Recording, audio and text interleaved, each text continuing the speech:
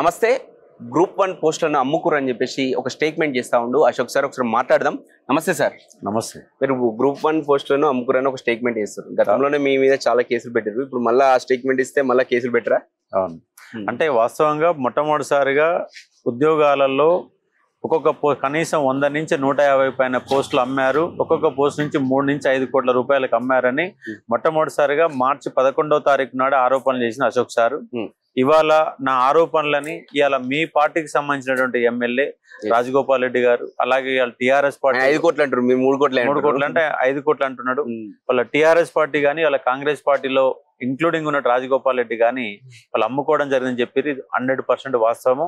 ఇక్కడ 2 రకాల తప్పిదాలు జరిగినాయి. ఒకటి, క్రీమ్ పోస్టులన్నీ కూడా ముఖ్యమంత్రి స్థాయిలో, మంత్రుల స్థాయిలో వాళ్ళ ఆమ్యామాలకు ఇచ్చుకోవడమే కాకుండా ఉద్యోగాలు అమ్మడం జరిగింది.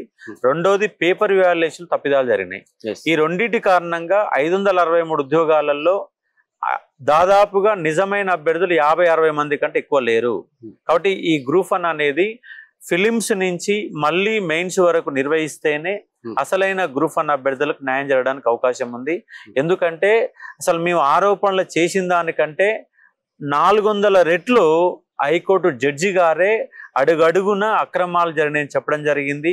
అంటే ఒకే సెంటర్లో 74 మంది సెలెక్ట్ కావడం, కొన్ని సెంటర్లలో అసలు మొత్తమే అభ్యర్థులే లేకపోవడం, ఫిలిమ్స్కి ఒక హాల్ టికెట్, మెయిన్స్కి ఒక hall ticket, GO number 29, paper వాల్యుయేషన్లో గందరగోళాలు, అర్హులైన వ్యక్తులు యూనివర్సిటీ ప్రొఫెసర్లతో దిద్దాల్సినటువంటి పేపర్లని డిగ్రీ కాలేజ్ లెక్చరర్లతో పేపర్లు దిద్దించడం, తెలుగు మీడియం వాళ్ళు 40% మంది మెయిన్స్ రాసిన వాళ్ళ యొక్క సెలెక్టెడ్ లిస్టుల్లో 9.95% ఉండడం, 60% సెలెక్ట్ అయిన ఇంగ్లీష్ మీడియం వాళ్ళు 90% ఉండడం.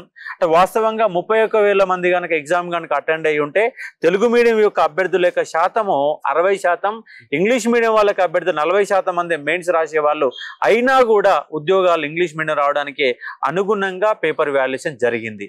దానికి గల కారణం, తెలుగు మీడియం బ్యాక్గ్రౌండ్ నుంచి జేఎల్ గా సెలెక్ట్ అయ్యి డిఎల్ గా ప్రమోషన్ పొందిన వాళ్ళు పేపర్లు కరెక్షన్ చేసిన కారణంగా తప్పిదం జరిగింది. ఎన్విరాన్మెంట్ పేపర్ ఎన్విరాన్మెంట్ సంబంధించిన లెక్చర్లు దిద్దకుండా ఎకానమీ బేస్ లో ఉన్న వాళ్ళు దిద్దిన సందర్భాలు మనకు కనబడతాయి. అంటే అడుగడుగున పేపర్ వాల్యుయేషన్ లో ఫిలిమ్స్ దశలో 14 క్వశ్చన్లు తప్పు వచ్చినా, కోర్టులలో 14 కేసులు నడుస్తున్నా బలవంతంగా పోలీసులను పెట్టి ఎగ్జామ్ రాసిన ఒక పరిస్థితి. దాని ఫలితమే ఇవాళ నిఖార్సైన అభ్యర్థులు అనే వాళ్ళ సెలక్షన్ లేకుండా వేరు అభ్యర్థులు సెలెక్ట్ అయిన కారణంగా ఇవాళ కోర్టు మొట్టికాయల ద్వారా ఈ వ్యవస్థ అనేది అయిన అంశం అర్థం చేసుకోవచ్చు. మరొక అంశం ఏంటంటే, ఇవాళ కాంగ్రెస్ గవర్నమెంట్ అధికారంలోకి వచ్చిన తర్వాత 2 లక్షల ఉద్యోగాలు ఇస్తామని చెప్పేసి ఒక్క నోటిఫికేషన్ కూడా ఇప్పటివరకు అధికారికంగా ఇవ్వలే. వేసినటువంటి ఫార్మా నోటిఫికేషన్ సంబంధించినటువంటి ఉద్యోగాలు కూడా ఇప్పటి వరకు ఇవ్వలేదు. ఆ నేపథ్యంలోనే రేపు గ్రూప్ 1లో అక్రమాలు మరియు దానితో పాటుగా 2 లక్షల ఉద్యోగాలలో కనీసం 50,000 ఉద్యోగాలన్న తక్షణమే నోటిఫికేషన్లు జారీ చేయాలన్న ఉద్దేశంతో రేపు సెప్టెంబర్ 15 నుంచి నేను ఆమరణ నిరాహార దీక్ష చేయబోతా ఉన్నాను.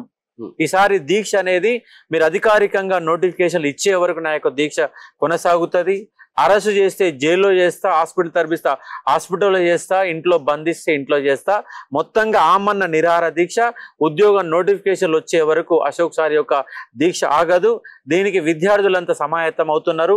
ఇప్పటికే నల్గొండ లైబ్రరీలో విద్యార్థులు ధర్నా చేశారు, సిద్దిపేట లైబ్రరీలో విద్యార్థులు ధర్నా చేశారు, ఖమ్మం లైబ్రరీలో విద్యార్థులు ధర్నా చేశారు. రాష్ట్ర వ్యాప్తంగా చదువుకున్నటువంటి ప్రతి విద్యార్థి కాంగ్రెస్ పార్టీ చేస్తున్న మోసాన్ని గ్రహించి ఇవాళ కాంగ్రెస్ పార్టీ పైన యుద్ధం ప్రకటించడానికి సిద్ధంగా ఉన్నారు. విద్యార్థులంతా కథన రంగాన్ని సిద్ధంగా ఉన్నారు. కాబట్టి ప్రభుత్వము రేపు 15లోగా మీరు కనుక నోటిఫికేషన్ సంబంధించినటువంటి అధికారిక సమాచారం ఇస్తే నా దీక్షను విరమిస్తాను, లేదంటే నోటిఫికేషన్ వచ్చే వరకు నా దీక్ష అనేది కొనసాగుతుంది.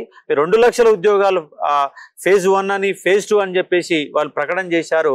ఫేజ్ 1 పోయింది, ఫేజ్ 2 పోయింది, సంవత్సరం దాటిపోయింది, 20 నెలలు దాటింది. ఒక్క ఉద్యోగం ఇవ్వకుండా, నోటిఫికేషన్ ఇవ్వకుండా, అధికారికంగా ఇవ్వని ఉద్యోగాలని పత్రాలు మాత్రమే ఇచ్చి వాళ్ళు ఏదో పాట పాడినట్టు, చిట్టి పాట పాడినట్టుగా 60,000 60,000 60,000 60,000 అని ఇప్పటికీ 100 సార్లు పాట పాడారు. నిన్న విఆర్ఓ పాత విఆర్ఓలకే జీవో పేరుతో కొత్త పత్రాలు ఇచ్చారు. ఆ కొత్త పత్రాలు కూడా 5,000 కలిపి ఈసారి పాటను పెంచుతాడు రేవంత్ రెడ్డి. 65,000 అని చెప్పేసి పాట పాడడానికి అవకాశం ఉంది. అక్కడ ఆయన పాట పెరుగుతుంది కానీ నోటిఫికేషన్లు రావడం లేదు. కాబట్టి ఆ నోటిఫికేషన్ల సాధన కోసం తెలంగాణ యువత మొత్తం కూడా సన్నద్ధమవుతుంది. నిరుద్యోగులతో కలిసి నా యొక్క ఆమరణ నిరాహార దీక్ష రేపు 15వ తారీఖు నాడు సోమవారం రోజు ప్రారంభమవుతుంది. కాబట్టి విద్యార్థులంతా దానికి సన్నద్ధంగా ఉండాలని స్పష్టంగా పిలుపునిస్తా ఉన్నారు. దీక్ష గురించి వచ్చింటే మీరు చాలా సార్లు చేశారు దీక్ష. సో ఆ సందర్భంలో కూడా మీ హెల్త్ కూడా చాలా ఖరాబ్ అయింది. సో ఇప్పుడు మీరు ఈ దీక్షకు దిగితే ఇలా వాళ్ళు ఇట్లా మొండిగా ఉన్నారు ప్రభుత్వం, వాళ్ళు ఇచ్చే స్థాయిలో 2 లక్షల ఉద్యోగాలు ఇచ్చే స్థాయిలో లేదు. ఇప్పుడు మీరు పోతే ఎలా ఉండబోతుంది? ఈసారి ఎంతవరకు మీరు దీక్ష చేయబోతా? ఈసారి అశోక్ సారా ప్రభుత్వమా తేల్చుకోవాలని సిద్ధమైన ఆ దీక్ష నెల రోజులైనా కొనసాగించవచ్చు. నోటిఫికేషన్లు వచ్చే వరకు దీక్ష అనేది కొనసాగుతుంది. రాష్ట్ర వ్యాప్తంగా విద్యార్థులను సమాయత్తం అవుతున్నారు. గత TRS government Telangana public service commission ఒక్క ముట్టడితోనే ప్రభుత్వం మారింది. ఈసారి కనుక నిరుద్యోగులు కనుక రోడ్లపైకి వస్తే ఈ ప్రభుత్వం కూడా ఆ ప్రభుత్వానికి ఏదైతే గతి పట్టిందో ఈ ప్రభుత్వానికి అదే గతి పడుతుంది. అంటే తక్షణమే మీరిస్తున్న హామీలు అమలు చేయమని చెప్తున్నాం. 2 లక్షల ఉద్యోగాలు తక్షణం 50,000 ఉద్యోగాలన్నీ అమలు చేయమని చెప్పేసి నేను డిమాండ్ చేస్తా ఉన్నాను. కాబట్టి ఈ లక్ష్య సాధన చేసే వరకు నా యొక్క ఆమరణ నిరాహార దీక్షని కొనసాగుతుంది. అంటే విద్యార్థులను రెచ్చగొట్టినట్టు కాదా ఒకళ్ళు దీక్ష చేయడం? రెచ్చగొట్టినట్టు హక్కుల సాధన కోసం, హక్కుల సాధన కోసం దీక్ష చేస్తున్నాం. రెచ్చగొట్టబెట్టవుతుంది అంటే వాళ్ళు విద్యార్థులను రెచ్చగొట్టి అధికారంలోకి వచ్చారు కదా. అంటే ఇవ్వని ఉద్యోగాలు ఇచ్చినట్టుగా చూపెట్టడం ఒకవైపు అయితే, ఒక్క ఉద్యోగం ఇవ్వకుండా మరి ఏ ప్రకారం అంటే మీరు ఇయర్ క్యాలెండర్ ఏ విధంగా ఇచ్చారు, మేనిఫెస్టో ఎట్లా ప్రకటన చేశారు, 2 సార్లు అసెంబ్లీ ఏ విధంగా ప్రకటన చేశారు, అయినా ఉద్యోగాలు ఎందుకు ఇస్తలేరు? అంటే ఆ ఉద్యోగాల సాధన రెచ్చగొట్టడం కాదు, ఉద్యోగాల సాధన మాత్రం వెనక తగ్గేదే లేదు. ఖచ్చితంగా మనకు ఉద్యోగాలు కంపల్సరీ ఇవ్వాల్సిందే, ఇచ్చి తీరాల్సిందే. మీరు దీక్ష చేస్తా ఉంటారు, వీళ్ళు రాత్రి తీసుకుని పోలీస్ స్టేషన్ లో పెడతారు, కనిపించకుండా అశోక్ సార్ని ఎత్తుకోపోతారు. ఏం చేస్తారు?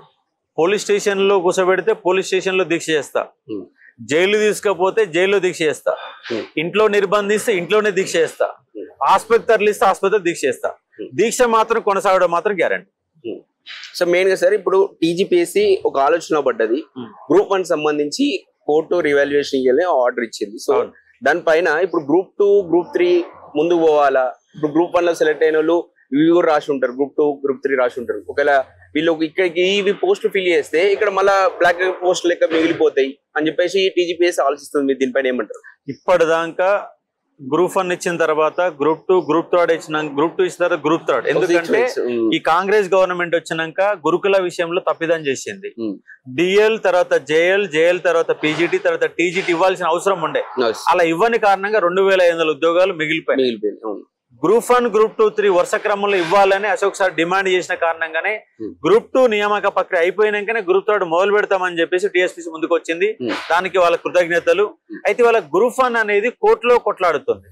ఈ కోర్టులో కొట్లాట ఇప్పుడు అయ్యే పరిస్థితి లేదు, ఎందుకంటే హైకోర్టే 8 నెలల టైం ఇచ్చింది. మీరు రీవాల్యుయేషన్ చేస్తారా? ఒకవేళ రీవాల్యుయేషన్ కనుక సాధ్యం కాకపోతే రీ ఎగ్జామ్ పెడతారన్నటువంటి నేపథ్యంలో దాని అంశానికి అర్థం చేసుకోవచ్చు.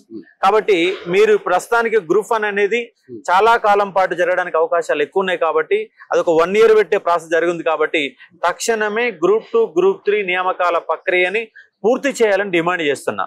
గ్రూప్ 1 తో లింక్ పెట్టకండి, లింక్ పెడితే అయ్యేది కాదు. దానికోసం ఆల్రెడీ సెలెక్ట్ అయినటువంటి గ్రూప్ 2 గ్రూప్ 3 వాళ్ళని ఆపడం న్యాయబద్ధం కాదు. తక్షణమే గ్రూప్ 2 3 అనే పోస్టులని ఇవ్వాల్సిందిగా నేను ప్రభుత్వాన్ని డిమాండ్ చేస్తా ఉన్నాను. కాబట్టి ఇప్పటికైనా గ్రూప్ 1 విషయంలో మీరు డివిజన్ బెంచ్ పోకుండా, ఎందుకంటే సుదీర్ఘమైనటువంటి ఒక కోర్టు కేసు పైన 222 పేజీల నివేదిక అంటే చాలా పెద్ద నివేదిక, అద్భుతమైనటువంటి ఒక తీర్పు వచ్చింది. ఆ తీర్పును పక్కన పెట్టి డివిజన్ బెంచ్ పోయినా మళ్ళీ మేము మొట్టికాయలు పడడం ఖాయము. డివిజన్ బెంచ్ సుప్రీంకోర్టు పోయినా కూడా సుప్రీంకోర్టు ఇదే చెప్తుంది. బట్ టైం వేస్ట్ చేయకుండా తక్షణమే ఫిలిమ్స్ దశ నుంచి మెయిన్స్ వరకు మళ్ళీ రీ ఎగ్జామ్ పెట్టాలని జియో నెంబర్ 29 పక్కన పెట్టేసి జియో 55 పెడతారా, ఏది పెడతారో కానీ ఎస్సీ ఎస్టీ బీసీలకు అన్యాయం జరగకుండా తక్షణమే ఫిలిమ్స్ అండ్ మెయిన్స్, అదేవిధంగా పేపర్ వాల్యుయేషన్లు యూనివర్సిటీ ప్రొఫెసర్ల దిద్దించి న్యాయం చేయాల్సిందిగా డిమాండ్ చేస్తా ఉన్నాను. డివిజన్ బెంచ్ పోతే మీకు చెంప దెబ్బలు పడడం ఖాయము. తెలంగాణ పబ్లిక్ సర్వీస్ కమిషన్ ఇప్పటికే ఇజ్జత్ మొత్తం పోయింది, ఇంకా ఇజ్జత్ తీసుకునే ఒక ప్రయత్నం చేయకండి. నేను డిమాండ్ చేస్తే నా పైన ₹1 కోటి పరువునష్టం దావా కేసేశారు. ఇవాళ అదే నిజమని, నేను చేసిన ఏవైతే ఆరోపణలో అదే నిజమని వాళ్ళ హైకోర్టు తీర్పు ఇచ్చింది. ఇప్పుడు మీ పైన నేను ₹1 పరుణాశ దావా టీఎస్పీ చైర్మన్ వేయడానికి సిద్ధమవుతా ఉన్నాను. కాబట్టి తక్షణమే డివిజన్ ఉంచిపోయే కార్యక్రమాన్ని ఉపసంహరించుకొని మళ్ళీ ప్రాసెస్ ని మొదలు పెట్టాల్సిందిగా డిమాండ్ చేస్తా ఉన్నాను.